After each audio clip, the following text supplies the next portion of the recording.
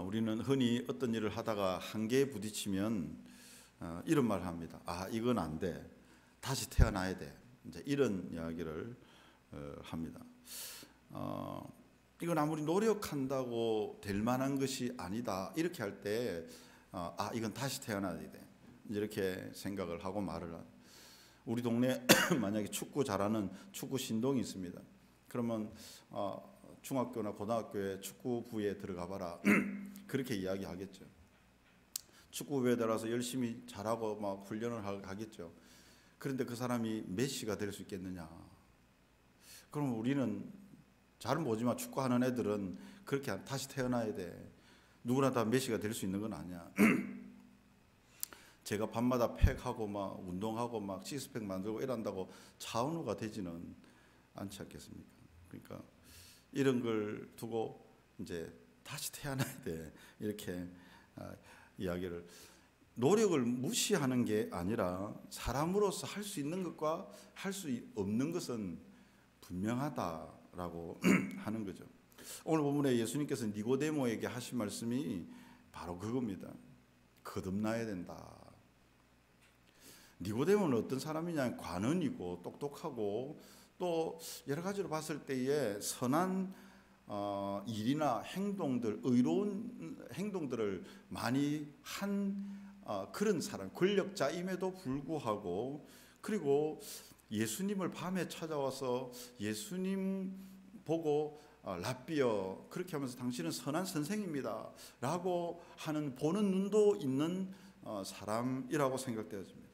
하나님이 함께 하시지 않으면 당신같이 이렇게 행할 수가 없다. 당신은 정말 하나님이 함께 하시는 사람이다. 이 말 안에는 자기도 예수님 당신같이 좀 되고 싶습니다. 이런 마음도 있었다고 봅니다.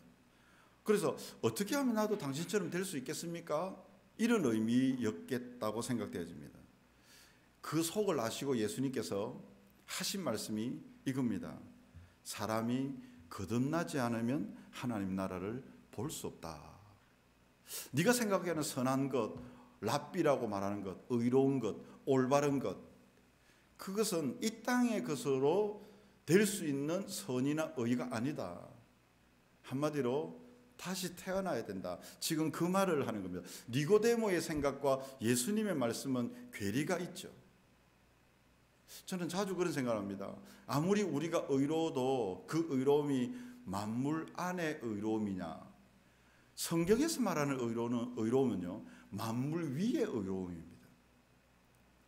세상의 모든 종교의 신은 만물 안의 종교입니다. 그런데 우리가 믿는 하나님은 만물 위의 하나님입니다. 태초부터, 창세전부터, 우리가 나기 전이 창세전부터 이 모든 일들은 계획되었고 선택되었고 예정되었고 의롭다고 여기고 거룩하게 만들어 가실 그분은 만물 위의 분이거든요. 그래서 그분이 말씀하시는 게 뭐냐면 거듭나지 않으면 하나님 나라에 들어갈 수 없다. 이렇게 말하죠. 여기서 거듭나다라는 말은 밑에 주석에 그렇게 돼 있어요. 위로부터 나다라는 의미입니다. 우리가 하나님의 기준에 의해 이룰 수 있는 것은 우리가 할 수 있는 것이 아니에요.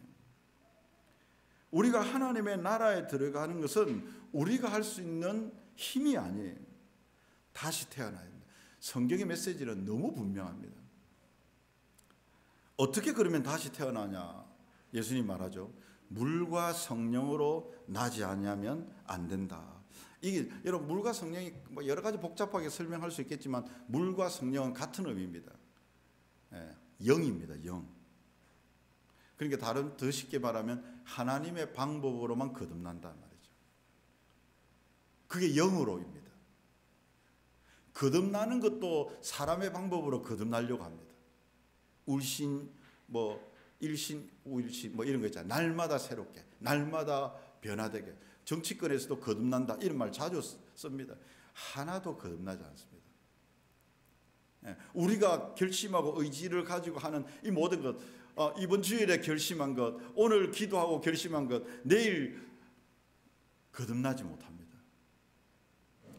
거듭날 수 있는 유일한 방법은 영입니다. 영. 물과 성령입니다. 하나님의 영으로만 될 수 있다. 그래서 그 다음에 뭐라고 합니까? 육으로 난 것은 육이고 영으로 난 것은 영이다. 요즘 말로 선을 딱 긋죠. 주님 선을 딱 긋습니다.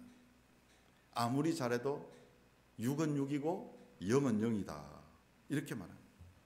그래서 저는 자주 그렇게 생각합니다. 성경은 우리에게 출생의 비밀을 보여주신 책이다. 드라마 같은 데 보면 그런 드라마 있잖아요.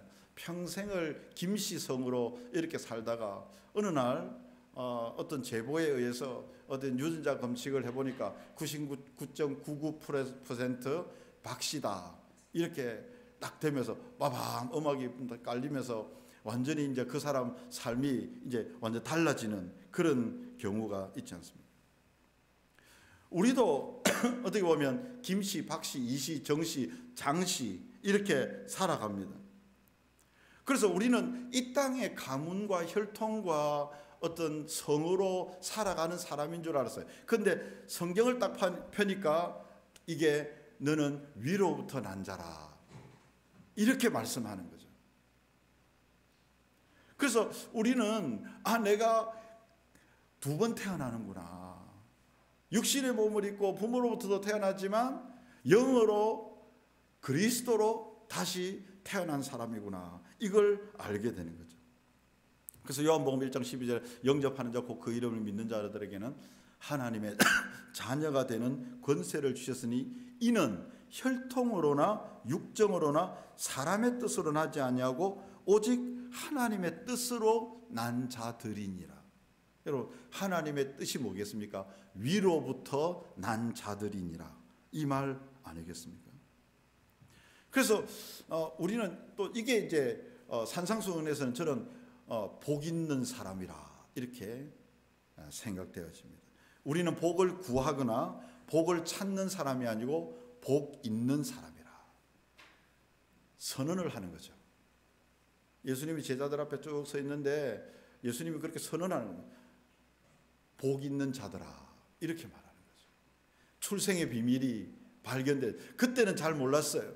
그런데 살아가면서 예수님의 말씀을 들으면서 그렇게 따라가면서 점점 확신을 하게 된 거죠. 우리도 육신에 태어난 김씨성이 정씨성이 단 줄 알았어요. 그런데 예수님의 말씀을 듣고 너는 위로부터 난 자야. 이 말씀을 듣고 점점 더 살아가면서 더 하나님의 자녀임을 확신을 하게 되는 것입니다. 사람들은 금수저냐 은수저냐 흙수저냐 어떤 수저를 물고 태어났느냐 이렇게 말하지 저는 은혜의 수저를 물고 태어났다 이렇게 생각합니다. 그래서 우리는 이것을 복음이라 기쁨이라. 여러분 성경 보면 기쁩니까? 야 이런 못난 사람을 내가 널 위해 내 아들을 죽였어. 이렇게 너무 황당한데 네가 뭘 해서가 아니야. 세상의 모든 법칙은 줄 세우는 겁니다.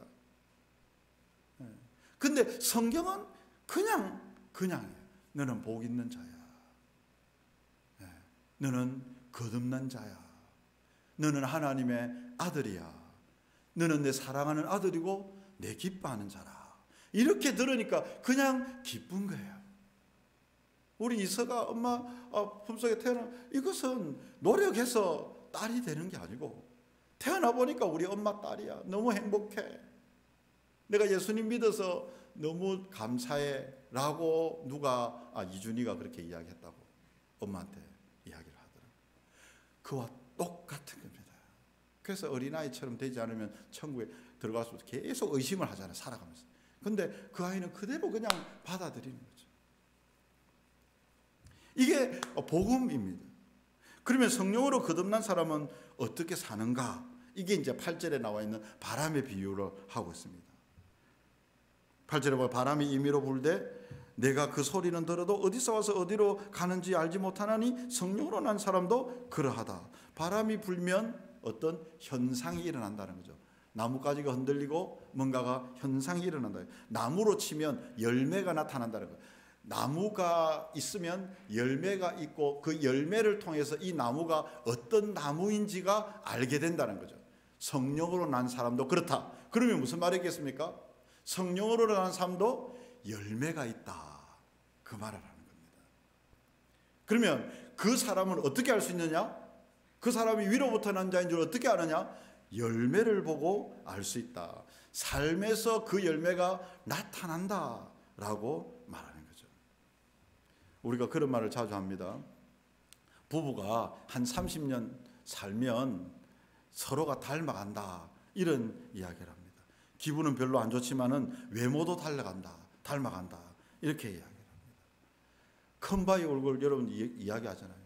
큰바위가 막 우리 동네에 큰바위 얼굴과 똑같은 위인이 와서 그 사람이 그 큰바위 얼굴이 오면 우리 마을이 막 좋아진다 이렇게 해서 이 사람이 맨날 올라가 가지고 큰바위 얼굴을 보고 또 이와 비슷한 사람이 우리 동네에 있냐 맨날 했는데 아무리 해도 안 하고 이 사람이 이제 늙어 죽을 때가 됐는데 다른 사람이 딱 보고 큰바위 얼굴이다 이렇게 보고 계속 하니까 어느 순간에 닮아져 있는 거죠.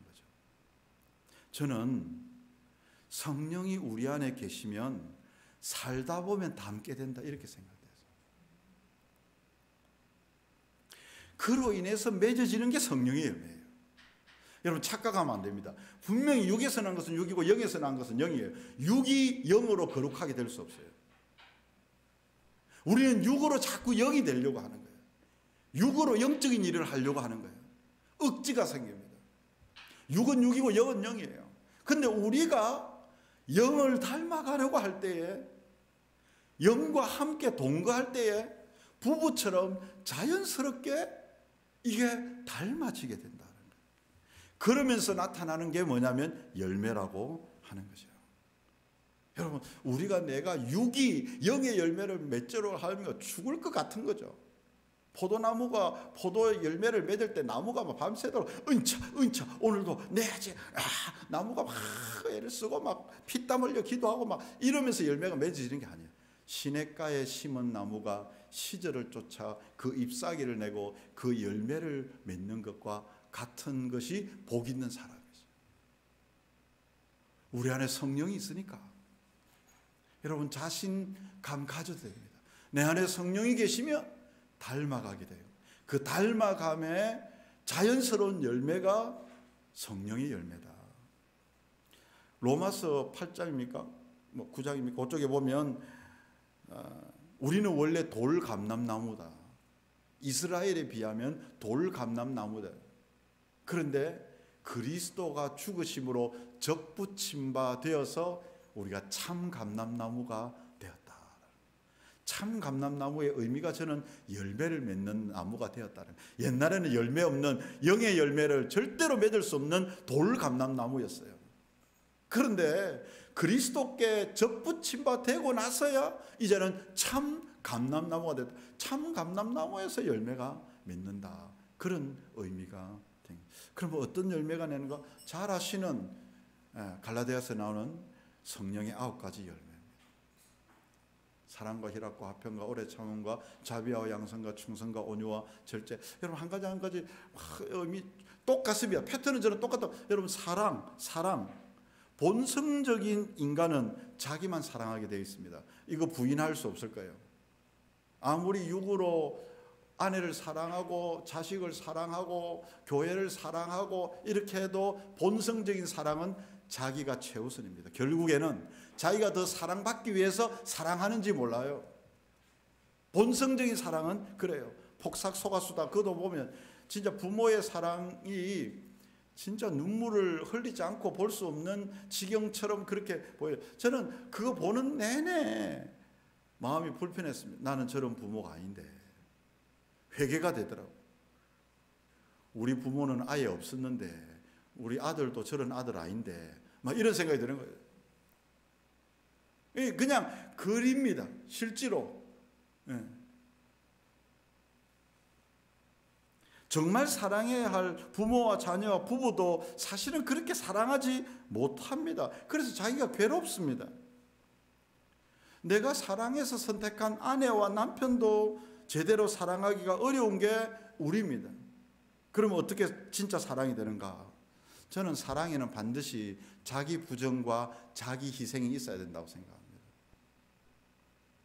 여러분, 부모의 사랑, 부부의 사랑은 좀 모자란데 부모의 사랑은 반드시 뭐가 있습니까? 자기 부정과 자기 희생이 있습니다. 그런데 이게 부모의 사랑이 어디서 왔을까요? 하나님으로부터 온 겁니다. 그래도 그걸 알 수 있는 게 하나님을 알라고 부모의 사랑을 준 것 같아요. 하나님이 세상을 이처럼 사랑하사 독생자를 주셨으니 이는 저를 믿는 자마다 멸망치 않고 영생을 얻게 하려 하심이라. 그러니까 이 하나님의 사랑을 빼고 부부의 사랑, 자녀의 사랑, 교회의 사랑을 할 수가 없는 거죠. 그래서 마음에 성령이 거하는 사람은 우리 주님처럼 자기를 부인하고 자기 십자가를 지면서 사랑할 수 있게 되는 사랑의 열매를 맺게 된다. 예를 들자면 그렇다는 거예요. 여러분, 희락, 기쁨도 마찬가지입니다. 사람은 본성적으로 살아가면 기쁠 시간보다 슬픔과 고통, 아픔의 시간이 훨씬 더 많아요. 여러분, 바울도 그랬습니다. 그런데 그리스도가 그 안에 있을 때에 참 기쁨이 생기기 시작해요. 성경적인 기쁨이 뭔지 압니까? 세상이 줄 수도 없고 세상이 알 수도 없는 기쁨이라 이렇게 표현합니다. 그래서 이 기쁨도 성령의 열매로서의 기쁨이에요. 그래서 이제 이 9가지 열매를 종합해 보면 이 성령의 열매는 전부 자신을 위한 것이 아니라 이웃을 위한 것이고 관계를 통해서 얻어지는 열매입니다. 그래서 성령의 열매는 자신을 집중하지 않게 하고 위를 보고 이웃을 보고 눈물을 흘리게 하는 겁니다. 지금 마태복음 예수님의 행적을 계속 보고 있잖아요. 예수님의 눈은 항상 자신에게 집중한 적이 없어요. 예수님 자신에게 집중한 적이 없어요. 귀신 들린 자, 눈먼 자, 포로된 자, 아픈 자, 왕따 당하는 자, 죄인들, 그들을 긍휼히 여기셨고 혼자 있을 때는 하나님을, 아버지를 바라봤죠. 여러분, 우리가 성령이 계시다는 것은 하나님이 우리 안에 계시기 때문에 결국에는 자기 자신을 집중하지 못하게 하나님을 보고 이웃을 바라보게 하는 거죠. 저는 여러분들에게 권면하고 싶습니다. 참 저나 여러분들의 부족하고 모자라지만 우리 교회도 그러하지만 서로 사랑하는 것만큼은 실패하지 않았으면 좋겠습니다. 사랑하는 것만큼은. 그게 성령의 열매의 핵심이라고 보아집니다. 그래서 오늘도 우리가 새로 태어난, 위로부터 태어난 사람으로서 이 영적인 열매, 성령의 9가지 열매를 하나님의 은혜로 날마다 맺어갈 수 있는 저와 여러분들 다 되시기 바랍니다.